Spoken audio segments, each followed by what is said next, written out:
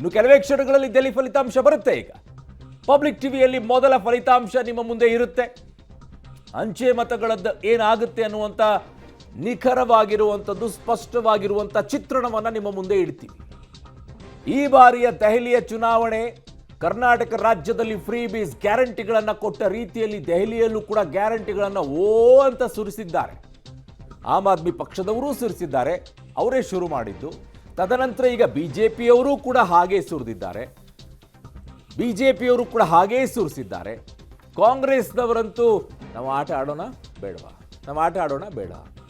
ಕ್ರಿಕೆಟ್ನಲ್ಲಿ 12th player ಒಬ್ಬರು ಇರ್ತಾರೆ, ಅವ್ರು ಅವಾಗ ಹೋಗ್ಬಿಟ್ಟು ನೀರು ತಂದು ಕೊಡೋದು, ವಾಟರ್ ಬಾಯ್ ಅಂತ ಹೇಳಿ ಕೊಡ್ತಾರೆ ಅವ್ರಿಗೆ, 12th ಬಾಯ್ ಅಂತ ಹೇಳಿ. ಸೊ ಹಾಗಾಗಿ 12ನೇ ಪ್ಲೇಯರ್ ಆಗಿ ಕಾಂಗ್ರೆಸ್ ಅಲ್ಲಿ ಇದ್ದಂಗಿದೆ. ಈ 11 ಪ್ಲೇಯರ್ಗಳಿರುವಂಥ ಆಟದಲ್ಲಿ 12ನೇ ಪ್ಲೇಯರ್ಗೆ ಏನು ಕೆಲಸ? ಭಾಳ ಇಂಪಾರ್ಟೆಂಟ್ ರೀ, ಭಾಳ ಇಂಪಾರ್ಟೆಂಟು. ವಾಟರ್ ಮ್ಯಾನ್ ಅದು ಅವ್ನು ಕೊಡಲಿಲ್ಲ ಅಂದ್ರೆ ನೀರು ಕುಡಿಯೋಕ್ಕಾಗಲ್ಲ ಪ್ಲೇಯರ್ಗಳಿಗೆ, ಭಾಳ ಸುಸ್ತಾಗೋಗ್ಬಿಡುತ್ತೆ. ಈ ಸಲಾನು 0 ಸುತ್ತಿದ್ರೆ ಒಂದು ಐತಿಹಾಸಿಕ ವಿಶ್ವದಲ್ಲೇ ಒಂದು ದಾಖಲೆ ಮಾಡಿಬಿಡ್ತಾರೆ. 0 ಆಗ್ಲಿಕ್ಕಿಲ್ಲ ಅಂತ ನಾನು ಅನ್ಕೊಳ್ತೀನಿ. ಯಾಕೆ ಅಂತಂದ್ರೆ ಇಡೀ ಕಾಂಗ್ರೆಸ್ ಈ ಬಾರಿ ಫೋಕಸ್ ಮಾಡಿದ್ದು 70 ಕ್ಷೇತ್ರ ಅಲ್ವೇ ಅಲ್ಲ, ಒಂದೇ ಕ್ಷೇತ್ರ. ದೆಹಲಿಯ ಒಂದು ಕ್ಷೇತ್ರದ ಬಗ್ಗೆ ಅಯ್ಯೋ ಏನು ಕಾನ್ಸಂಟ್ರೇಟ್ ಮಾಡಿದ್ದಾರೆ ಅಂತಂದ್ರೆ, ಆ ಭಾಗದಿಂದನೇ ರಾಹುಲ್ ಗಾಂಧಿ ಅವರು ಪ್ರಚಾರ ಶುರು ಮಾಡಿದ್ರು, ಆ ಭಾಗದಿಂದನೇ ಪ್ರಿಯಾಂಕಾ ವಾದ್ರಾ ಅವರು ಪ್ರಚಾರ ಶುರು ಮಾಡಿದ್ರು. ಇರೋದೆಲ್ಲ ನವದೆಹಲಿಯಲ್ಲಿ ಕೇಳಿಸ್ಕೊಳ್ಳೂ ಇಲ್ಲ. ಆಮೇಲೆ ಒಂಚೂರು ಹಿಂಗೆ ಟಚ್ ಮಾಡಿ ಹಿಂಗೆ ಹೋಗ್ಬಿಟ್ರು ಅಷ್ಟೇ. ಮುಸ್ಲಿಂ ಡಾಮಿನೇಟ್ ಇರುವಂತಹ ಕ್ಷೇತ್ರ, 58% ಇರುವಂತಹ ಕ್ಷೇತ್ರ, 58% ಮುಸ್ಲಿಮರು ಇರುವಂತಹ ಕ್ಷೇತ್ರ. ಬರ್ತೀನಿ ನಿಮಗೆ ಆಮೇಲೆ ಡೀಟೇಲ್ ಆಗಿ ಹೇಳ್ತೀನಿ ಯಾವ್ಯಾವ ಕ್ಷೇತ್ರದ ಏನು ಪರಿಸ್ಥಿತಿ ಅಂತ ಹೇಳಿ. ಸೊ ಕೆಲವೇ ಕ್ಷಣಗಳಲ್ಲಿ ಈಗ ಆರಂಭವಾಗುತ್ತೆ. ಎಸ್ ಮಮತಾ, ಅಂಚೆ ಮತ ಎಣಿಕೆ ಆರಂಭ ಆಗಿದೆ ಅನ್ನೋದ್ರ ಡೀಟೇಲ್ ಸದ್ಯಕ್ಕೆ ಲಭ್ಯ ಆಗ್ತಾ ಇದೆ. ಸೊ ಟ್ರೆಂಡ್ ಏನನ್ನ ಸೂಚಿಸುತ್ತೆ ಅನ್ನೋದು ಕೂಡ ಕುತೂಹಲಕ್ಕೆ ಕಾರಣ ಆಗ್ತಾ ಇದೆ.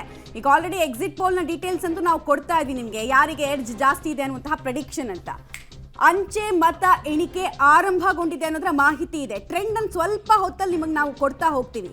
ಕೆಲವೇ ಕ್ಷಣಗಳಲ್ಲಿ ಇವಿಎಂ ಮತಪೆಟ್ಟಿಗೆಯಲ್ಲಿ ಭದ್ರವಾಗಿರುವಂತಹ ಭವಿಷ್ಯ, ಮತದಾರರು ತೀರ್ಪನ್ನು ಬರೆದ್ಬಿಟ್ಟಿದ್ದಾರಲ್ಲ, ಸೊ ಅದೇನು ಅನ್ನೋದು ಕೂಡ ಪ್ರಕಟ ಆಗ್ತಾ ಹೋಗುತ್ತೆ.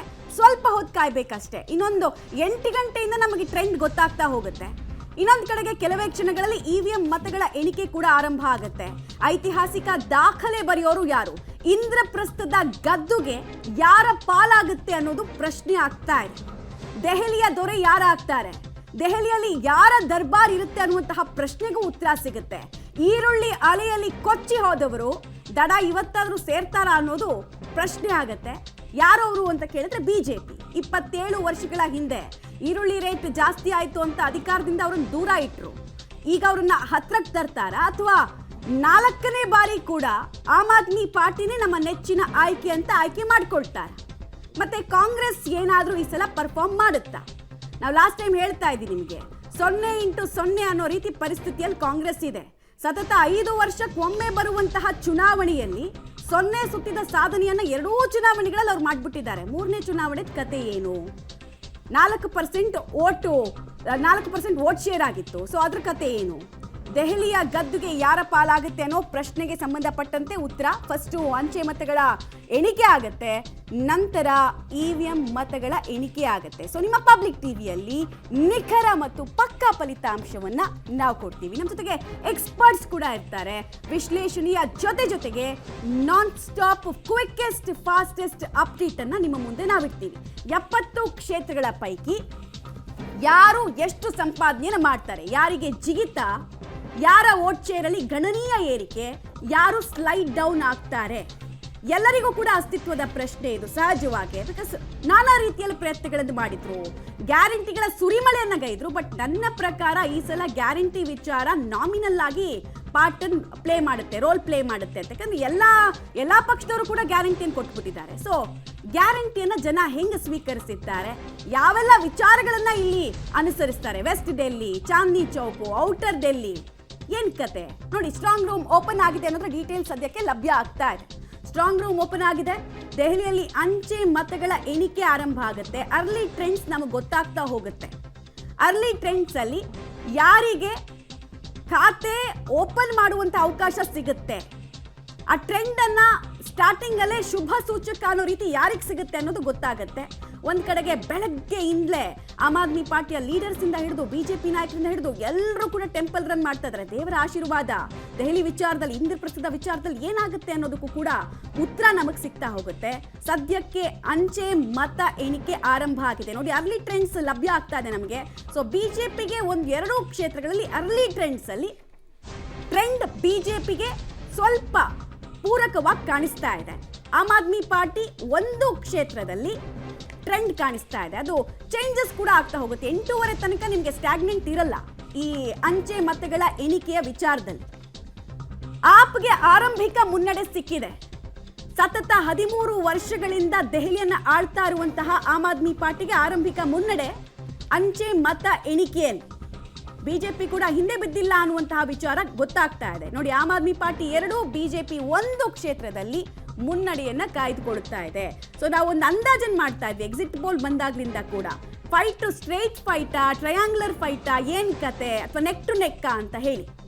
ಸೊ ಎಲ್ಲರ ಚಿತ್ತ ಕೂಡ ಸದ್ಯಕ್ಕೆ ನಡ್ತಾ ಇದೆ ದೆಹಲಿ ಎಲೆಕ್ಷನ್ ನತ್ತ. 2-2 ಆಮ್ ಆದ್ಮಿ ಪಾರ್ಟಿ 2, ಬಿಜೆಪಿ ಕೂಡ 2 ಕ್ಷೇತ್ರದಲ್ಲಿ ಅರ್ಲಿ ಟ್ರೆಂಡ್ಸ್ ಅಲ್ಲಿ ಆರಂಭಿಕ ಮುನ್ನಡೆಯನ್ನ ಕಾಯ್ದುಕೊಳ್ತಾ ಇದೆ. ಇದು ಹೀಗೆ ಕಂಟಿನ್ಯೂ ಆದ್ರೆ ಈಗ ಅಂಚೆ ಚೀಟಿಗಳ ವಿಚಾರದಲ್ಲಿ ಬರೋದಾದ್ರೆ ದೊಡ್ಡ ಪರಿಣಾಮಗಳನ್ನ ಬೀರ್ಲಿಕ್ಕಿಲ್ಲ. ಸಣ್ಣ ಅಮೌಂಟ್ ಇರುತ್ತೆ, ಅದು ಸಣ್ಣ ಸಾವಿರನು ಮುಟ್ಟಲ್ಲ, ಅದು ಅಷ್ಟೊಂದು ಅಂಚೆ ಮತಗಳಿರುತ್ತೆ, ದೊಡ್ಡ ಪರಿಣಾಮವನ್ನ ಬೀರಲ್ಲ. 8 ವರ್ಷ ಬಟ್ ಎಲ್ಲಿ ಒಂದು 200-300 marginal neck to neck fight ಬಂದಾಗ ಇದು ಬಹಳ ದೊಡ್ಡ ಮಟ್ಟದಲ್ಲಿ ಪರಿಣಾಮವನ್ನ ಬೀರುತ್ತೆ. ಫೋಟೋ ಫಿನಿಶ್ ಸಾವಿರದ ಮೇಲೆ ಮತಗಳು, ಯಾಕಂದ್ರೆ 1.5 ಕೋಟಿ ಜನಸಂಖ್ಯೆ ಇರುವಂತಹ ದೆಹಲಿ, ಮತದಾರರೇ 1,55,00,000 ಮತದಾರರಿರುವಂತಹ ಕ್ಷೇತ್ರ ಇವೆಲ್ಲವೂ ಕೂಡ ದೆಹಲಿಯಲ್ಲಿ. ಹಾಗಾಗಿ ಇಲ್ಲಿ ನಿಮಗೆ 100, 200, 400, 500 ಈ ಮತಗಳು ದೊಡ್ಡ ಪರಿಣಾಮವನ್ನು ಬೀರ್ಲಿಕ್ಕಿಲ್ಲ. ಬಟ್ ಅಲ್ಲಿ ಏನಾದ್ರೂ ನೆಕ್ ಟು ನೆಕ್ ಫೈಟ್ ಆಗ್ಬಿಟ್ರೆ ಆಗ ಮಾತ್ರ ಇದರ ಪರಿಣಾಮ ಆಗುತ್ತೆ. ಬಟ್ ಈ ಬಾರಿ ನೋಡಿ, ಸರ್ಕಾರಿ ನೌಕರರು ಅಲ್ಲಿ ನಿಮಗೆ 40% ಸರ್ಕಾರಿ ನೌಕರರು ಇದ್ದಾರೆ. 40%, ಜಸ್ಟ್ ಇಮ್ಯಾಜಿನ್, 40% ನಿಮಗೆ ಸರ್ಕಾರಿ ನೌಕರರು ಇದ್ದಾರೆ. ಬಟ್ ಅವರು ಎಲ್ಲಾ ಕ್ಷೇತ್ರಗಳಲ್ಲೂ ಕೂಡ ವ್ಯಾಪಿಸ್ಕೊಂಡಿಲ್ಲ, ಕೆಲವು ಕ್ಷೇತ್ರಗಳಲ್ಲಿ ಮಾತ್ರ ದೊಡ್ಡ ಮಟ್ಟದಲ್ಲಿ ವ್ಯಾಪಿಸ್ಕೊಂಡಿದ್ದಾರೆ. ಅಲ್ಲಿ ಅವರ ಪರಿಣಾಮಗಳೇನು? ಕಾರಣ 8ನೇ ವೇತನ ಆಯೋಗದ ವಿಚಾರದಲ್ಲಿ ನಾವು ಜಾರಿ ಮಾಡ್ತೀವಿ ಅಂತ ಹೇಳಿದ ತಕ್ಷಣ ಅದರ ಪರಿಣಾಮ ಏನಾಗಿದೆ? ಆಮೇಲೆ 12 ಲಕ್ಷ ಆದಾಯ ಮಿತಿಯನ್ನ ಏರಿಕೆ ಮಾಡಿದ ನಂತರ ಏನಾಗಿದೆ ಅದರ ಪರಿಣಾಮ? ಜೊತೆಗೆ ದೆಹಲಿಯಲ್ಲಿ ಯಮುನಾ ವಿಚಾರದಲ್ಲಿ ದೆಹಲಿಯ ಜನರಿಗೆ ಒಂದು ಭಾವನಾತ್ಮಕವಾಗಿರುವಂತಹ ಸಂಬಂಧ ಇದೆ ಬಹಳ ದೊಡ್ಡ ಮಟ್ಟದಲ್ಲಿ. ಕಾರಣ ಅವರಿಗೆ ವಿಶ್ವಾಸ ಏನು ಅಂದ್ರೆ, ಯಮುನಾ ನದಿಯನ್ನ ಕ್ಲಿಯರ್ ಆಗಿ ಮಾಲಿನ್ಯ ಮುಕ್ತವನ್ನಾಗಿ ಮಾಡಿದ್ರೆ ಅದನ್ನ ನಮಗೊಂದಿಷ್ಟು ಅನುಕೂಲ ಆಗುತ್ತೆ ದೆಹಲಿಯ ಜನರಿಗೆ ಅನ್ನುವಂಥ ವಿಶ್ವಾಸ ಇತ್ತು. ಅದನ್ನ ಕಳೆದ 2 ಚುನಾವಣೆಗಳಿಂದಲೂ ಕೂಡ ಅರವಿಂದ್ ಕೇಜ್ರಿವಾಲ್ ಹೇಳ್ಕೊಂಡೇ ಬಂದಿದ್ದಾರೆ. ಕಾನ್ಕ್ಲೇವ್ ಅಲ್ಲಿ ಓಪನ್ ಆಗಿ ಅವರು ಓಪನ್ ಆಗಿ ಒಪ್ಕೊಳ್ತಾರೆ, ವೋಟ್ ಹಾಕ್ಲೇಬೇಡಿ ನೀವು ಅಂತ ಓಪನ್ ಆಗಿ ಹೇಳ್ಕೊಳ್ತಾರೆ ಅವರು. ನಾನು ಯಮುನಾ ಕ್ಲೀನ್ ಮಾಡದಿದ್ರೆ ನನಗೆ ವೋಟ್ ಹಾಕ್ಬೇಡಿ ಅಂತ ಹೇಳಿ. ಬಟ್ ಈ ವರ್ಷನೂ ಬಂದ್ಬಿಟ್ಟು ನನಗೆ ಇನ್ನೊಂದು ಅವಕಾಶ ಕೊಡಿ, ನಾನು ಮಾಡ್ಕೊಡ್ತೀನಿ ಅಂತಾರೆ. ಅವ್ರು ಪಾಯ್ಸನ್ ಹಾಕಿದ್ರು, ಇವ್ರು ಪಾಯ್ಸನ್. ಹಂಗೆ ಆಗಿರೋದು. ಈಗ ಆ ನಿಟ್ಟಿನಲ್ಲಿ ಜನ ಹೇಗೆ ತೀರ್ಮಾನ ಮಾಡ್ತಾರೆ ಅನ್ನೋದು ಒಂದು ಕಡೆಗೆ. ಇದೆಲ್ಲದಕ್ಕಿಂತಲೂ ಕೂಡ ನನಗೇನ್ ಸಿಕ್ತು ಅನ್ನುವಂಥ ಪ್ರಶ್ನೆ ಅದು ಎಲ್ಲಾ ರಾಜ್ಯದಲ್ಲಿರೂ ಕೂಡುವಂಥ ಪ್ರತಿಯೊಬ್ಬ ಮತದಾರನಿಗೂ ಕೂಡ ಇರುತ್ತೆ. ನನಗೇನ್ ಸಿಕ್ತು, ಏನ್ ಮಾಡಿದ್ರು ಇವರು ಅನ್ನೋದು. ಸೊ ಈಗ ಸದ್ಯಕ್ಕೆ ಆಪ್ 5, ಬಿಜೆಪಿ 5ರಲ್ಲಿ ಮುನ್ನಡೆ ಇದೆ. ನೆಕ್ ಟು ನೆಕ್ ಫೈಟ್ ಅಲ್ಲಿನೇ ನಡೀತಾ ಇದೆ ದೆಹಲಿ ವಾರ್ನಲ್ಲಿ. ನೋಡಿ, ದೆಹಲಿಯ ಚುನಾವಣೆಯನ್ನ ನೀವು ಬೇರೆ ಬೇರೆ ರೀತಿಯಲ್ಲಿ ನೋಡಬೇಕಾಗತ್ತೆ. ಹೇಗೆ ಅಂತಂದ್ರೆ ಅಲ್ಲಿ ಆ ಕಡೆಗೆ ಹರಿಯಾಣ ಟಚ್ ಆಗುತ್ತೆ, ಆ ಕಡೆಗೆ ಪಂಜಾಬ್ ಟಚ್ ಆಗುತ್ತೆ, ಸೊ ಉತ್ತರ ಪ್ರದೇಶ ಟಚ್ ಆಗುತ್ತೆ. ದೆಹಲಿಯಲ್ಲಿ ಒಂದು ರೀತಿಯಾಗಿ ವಿಭಿನ್ನವಾಗಿರುವಂಥ ಮತಗಳು ಕಾಣಿಸಿಕೊಳ್ಳುತ್ತೆ ನಿಮಗೆ. ಒಂದು ಮುಸ್ಲಿಂ ಡಾಮಿನೇಟ್, ದಲಿತ ಡಾಮಿನೇಟ್, ಜಾಟ್ ಇದ್ದಾರೆ ಅಲ್ಲಿ. ಜೊತೆಗೆ OBC ಕ್ಯಾಟಗರಿ ಏನಿದೆ ಅವರು ಹೆಚ್ಚಿನ ರೀತಿಯಲ್ಲಿ ನಿಮಗೆ ಕಾಣಿಸಿಕೊಳ್ತಾರೆ. ಆಮೇಲೆ ನಾರ್ತ್ ಈಸ್ಟ್ ಇಂದ ಬಂದಿರುವಂತವ್ರು ಹೆಚ್ಚಿನ ಜನ ಅಲ್ಲಿ ಇದ್ದಾರೆ. ಸಿಟಿ ಆಫ್ ಮೈಗ್ರೆಂಟ್ಸ್ ಅಂತ ಅದಕ್ಕೆ ಕರೀತಾರೆ. ಎಕ್ಸಾಕ್ಟ್ಲಿ. ಸಿಖ್ ಸಮುದಾಯ ಇದೆಯಲ್ಲ, ಮೈ ಗುಡ್ನೆಸ್, ಸಿಖ್ ಸಮುದಾಯ ಹೇಗೆ ಯಾವ ರೀತಿಯಾಗಿ ರಿಯಾಕ್ಟ್ ಮಾಡುತ್ತೆ ಅನ್ನುವಂಥದ್ದನ್ನ ನೋಡಬೇಕು. ಕಳೆದ ಬಾರಿ ಸಂಪೂರ್ಣವಾಗಿ ಆಮ್ ಆದ್ಮಿ ಪಕ್ಷದ ಜೊತೆಗೆ ನಿಂತ್ಕೊಂಡಿದ್ರು, ಹಾಗಾಗಿನೇ ಅದು ದೊಡ್ಡ ಮಟ್ಟದಲ್ಲಿ ಅವರಿಗೆ ಬಂದಿದ್ದು. ದೆಹಲಿ ಅಸೆಂಬ್ಲಿಯಲ್ಲಿ ನೆಕ್ ಟು ನೆಕ್ ಫೈಟ್ ಈಗ ಕಾಣಿಸಿಕೊಳ್ತಾ ಇದೆ. ಬಿಜೆಪಿ 7ರಲ್ಲಿ, ಆಪ್ 6ರಲ್ಲಿ ಮುನ್ನಡೆ ಇದೆ. ಅಂಚೆ ಮತದಾನದಲ್ಲಿನೇ ಈ ರೀತಿಯಾಗಿ ಕಾಣಿಸಿಕೊಳ್ತಾ ಇದೆ.